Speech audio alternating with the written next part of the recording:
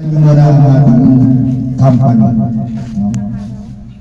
This is good wisdom for all nations incorporated.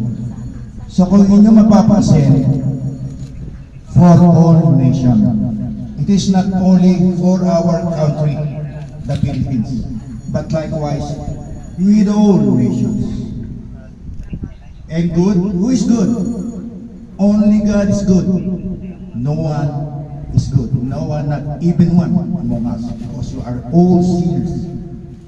So, this is God's wisdom. Wisdom, karunungan. Karunungan ng Diyos. Para sa lahat ng mga bansa. Okay? So, bakit kailangan i-register ito?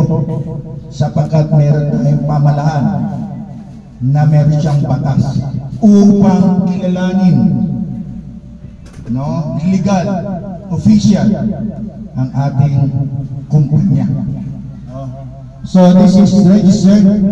The Good Wisdom for All Nations Incorporated was registered July 1989. So hindi po tayo humaharap sa inyo kahit kanino man na tinatawag natin fly-by-night or illegal. Hindi tayo illegal.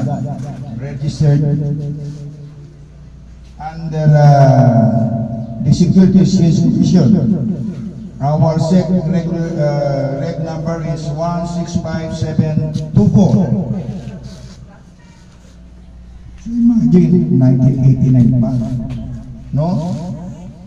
Ang taga na po pala yan, 1989, bakit hanggang ngayon hindi may tuloy tatayo?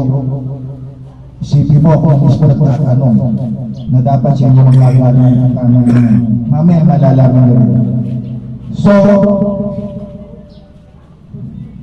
this is Good Wisdom for All Nations. Paano siya lumabas? Well, ito po ay na-register 1989 with 5 board of directors. No? Number 1, our chairman, president, is no other than our brother Alileo Bernaldez Cepem, chairman, CEO, president. Siya po yan. He is a gifted man.